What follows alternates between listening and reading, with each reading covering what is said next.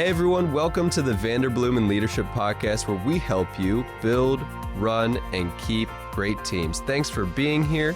Let's dive in. Well, welcome in. We have a very special episode for you today. We are talking with someone who I admire very much, primarily because they think in a way that I just do not and cannot. Jen Paulson, it is so good to have you today, Jen. Thanks, Jared. Jared, you're still young. You have a lot of time to learn to learn to think like this. That's right. That's right. But before we started recording, we were even talking a little bit about the topic of managing people and developing leaders. And I found that so interesting because for myself, I always viewed the COO role as more of almost like a numbers operations. But what I've come to realize is that most of your problems are people problems and managing people problems. Could you just speak to that as a start? And that's great. And this is a topic I'm super interested in, and I absolutely love talking about it. So there's usually two roles in a company now. There's sometimes a CFO as well, but in most companies, there's the CEO and the COO, and Chief Executive Officer versus Chief Operating Officer. And normally the conventional wisdom is that the Chief Executive Officer is the people-facing. Yep. So he faces people to get new clients, to build the brand, to speak at public events. And then the COO is back in the office handling all of the operations. And I would say that a lot of that is true, but there's also a different dynamic, which is that since the CEO is oftentimes outside building the brand, outer facing, the COO has to be focused internally. And more than just the operations and making sure that the data is good and everything like that, is taking care of the people in the office. Yeah. So at Vanderbloemen, a lot of what I would do, I would say probably 60% of it is handling people problems or people issues, or just kind of making sure that the people are happy and it's running smoothly. Yeah. And it's something that I really like to do, but I think it also is kind of a reason why COOs tend to be more mature, because in order to handle people problems or do a lot of people related things, you need a lot of emotional intelligence. Yep. And a lot of times that comes from life experience. So I'm in my late 40s. A woman's not supposed to say her age, and I know you would never have thought that, Jared. But I've been managing people since I was 22. And I was talking to one of our managers yesterday, and she's about that age. She's in her early 20s. And she said, Jen, how come you know how to do this stuff and I don't? And that's easy. That's just because I've had years and years of experience doing that. I also think that with people management, a lot of people think anyone can manage people. It's just a person. Jared, do this. Raina, do that. It's really not that at all. It takes a special skill set that is learned to be able to manage people well. And I think that you're not going to be a successful COO unless you have that skill. One of the things that you said that kind of stuck out to me was that how it's not for everyone. How do you kind of go about kind of delegation almost, and of balancing the tension that is of equipping people to say, hey, go and do this, versus maybe even a little bit of like micromanaging a bit? Yeah. Oh, Jared, that's so good. Okay, so I'm still, people, we're all students. William says we're always students. So I'm still learning too. But I think there's a big difference between handling the situation yourself or delegating it to someone else, and what that looks like. Something that I learned when I was in my 20s is you can't delegate and forget. You have to delegate and follow up. So if you're delegating something to a younger leader, you can't just say, okay, Jared, this employee needs to have a corrective action. Go handle that. Yep. You really need to put more time and effort into helping the manager do that than you would have if you just handled it yourself. So you really need to sit with that manager, do a role play, make sure that manager is well equipped. Because if that manager tries to do a corrective action or put someone on a performance plan and they don't understand what they're doing, they'll make more of a mess of it than if you had just done it yourself. Okay. So you've really got to, every time you delegate, it's going to take more of your time initially, but then eventually it'll wean off and the manager will be able to do it themselves. I love that. And one of the things that I'm kind of hearing it, and you said you're super passionate about even developing leaders. What are just some or tricks, I guess, some best practices that you've seen and put into place when developing internally It's great. people to... I've got a couple that I'm thinking of right away. I had to interrupt you so I don't forget, but now I might end up forgetting anyway. So one really important one that I would say is have the younger leaders shadow you as much as possible. Okay. So they're anytime you're going to do something that's a little bit different or a little bit out of their comfort zone, something that they maybe haven't seen before, make sure that someone is sitting in there with you so that they're learning. Because a lot of learning is really just seeing it's either making your own mistake or watching someone else do it right. So it's much better to have someone sit in and watch you do it right than to let them try and fail. And yes, they'll learn, but what is the cost of them having failed? Exactly. So what was the question was about other things you can do to develop the manager? Yeah, just developing leaders. So another one would probably be giving them small projects that are pretty easy and then following up with them afterward to see how they do on that. Okay. So it really is a lot of hand holding. Mm-hmm. Another thing that I would say is more feedback is always better than less feedback. Okay. So they say that, in the world, just 90% of problems come down to communication. Yep. And in developing leaders, you have to be over communicative. So Jared, I'm doing this today and this is why I'm doing it. Yeah. Be really explanatory. And then, okay, you watched me do that, Jared. What did you learn? What is something that you picked up on? What is something you think I could have done better? Just really a lot of communication. It's really kind of surprising to most people when you think about doing your job. A lot of people think you just sit down and do your job and you're spending your time, you're doing your spreadsheets, you're creating your budgets, you're paying the bills, that type of thing. But really a lot of it is people empowerment and people development. And if you don't do that, your company's never going to grow because you've just got a bunch of robots that are stagnant. Ooh, that would be a good book title. Stagnant Robots. Stagnant robots, just staying the same. I love that so much. I think that one of the things that you kind of pointed out a little bit was when you have a person who fails, a leader who fails that you're trying to develop. Mm-hmm. How do we go about having those needed conversations, but most times maybe a little bit uncomfortable conversations? Yep. And even you can go into how much chances are you giving for failure versus where you get to a point where a change in their role is needed. We have one of our team managers who's just an absolutely excellent leader. And she said something to me yesterday. She said, you're the manager of that employee until that employee is no longer in the company. So you can't check out when you're developing people. You can't check out and just say, Jared's never going to make it. I'm not going to spend any more time on him. He can go sit over there. Yep. You really have to continue to invest in that leader, even if they fail. So my opinion on this is if they fail, you've got to do a debrief with them as to why they failed. If they're able to understand it and realize what they could do differently, then they're worth saving. Yeah. If you have a debrief with them and they don't understand what they did wrong and they can't see your perspective and they don't really have that self-awareness, then you're not going to be able to save them because they just don't have the ability to have that emotional intelligence required to be a good manager. Mm-hmm. So I think after you have one of those difficult conversations, you can decide if you want to pivot to continuing to develop them or if you want to pivot to finding them a different role or to moving them out of the business. And it sounds kind of dramatic, but if you keep banging your head against the wall with a manager and they're never going to get there, all that you're doing is hurting your organization because the people that they manage are going to have a negative experience. Yeah. Yeah. I think that is so important. And you even hinted at it earlier, but the importance of emotional intelligence in all of these conversations. Yeah. Do you want to just maybe talk about that and how it's helped you be able to navigate those kind of conversations? I always say things are my favorites. So, if you took a list, I'd have like 8 million favorites. But one of my favorite things really is emotional intelligence. I really think it's important. If you can't understand where the person you're talking to is coming from, you can't have a successful relationship with them in your personal life or in the office. You can't. You have to be able to see things from the person's perspective. And to me, an easy definition of emotional intelligence is being able to see things from other people's point of view.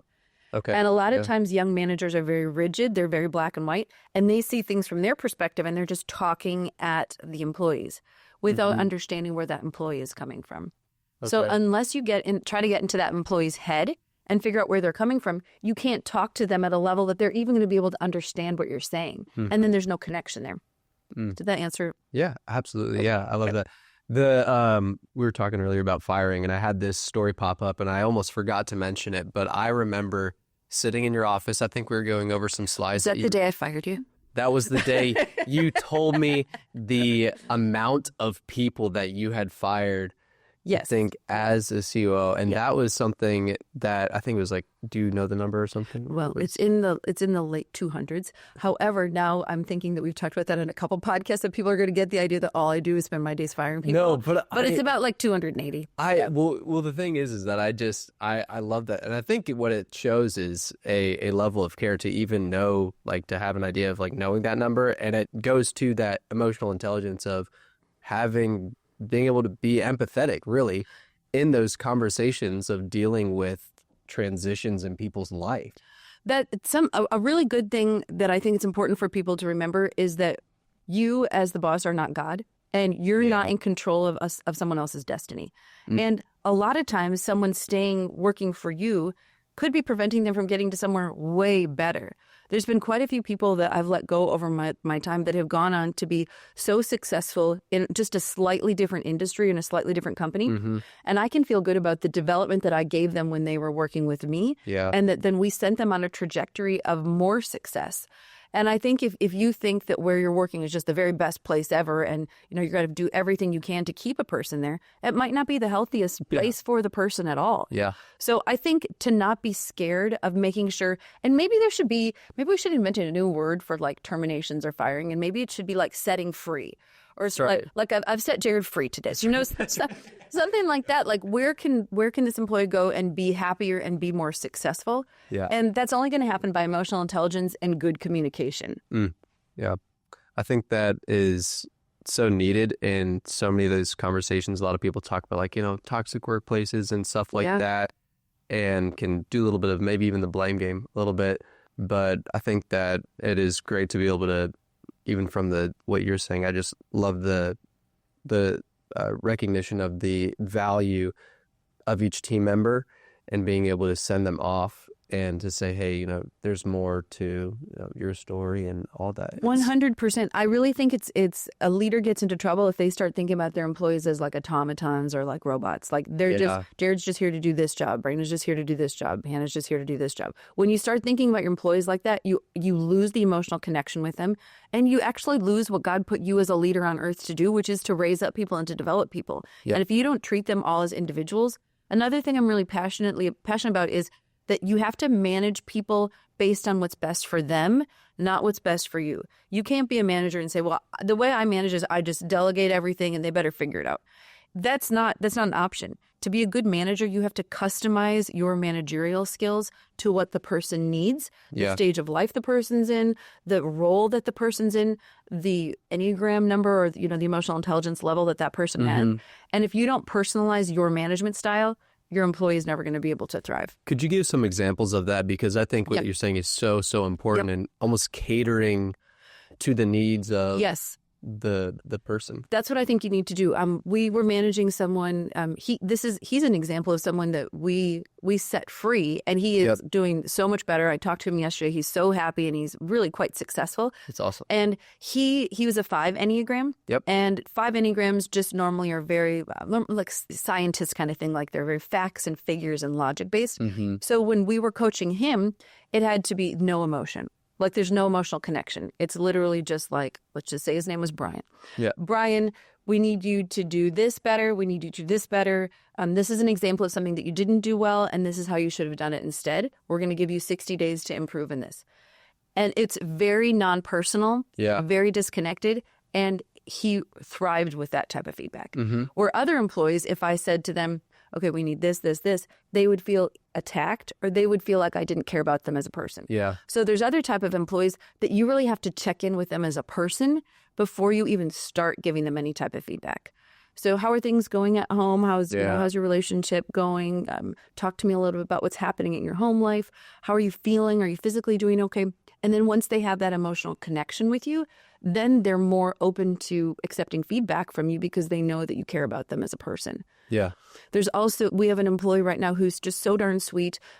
She maybe isn't, I would say she's got maybe a little bit lower potential, but really high performance. Yes. And with her, you don't want to give her very complicated projects. Like, that's not going to be a benefit to her. You've got to give her projects that are within her wheelhouse, things that she's able to manage. And if you were to give an employee like that too much, that would probably shut her down and she might quit. Whereas there's other employees that if you don't give them a lot to do, we have another employee like that. Like, I need to make sure with this other employee that her workload is always really, really full with really difficult things. Because otherwise she gets demotivated.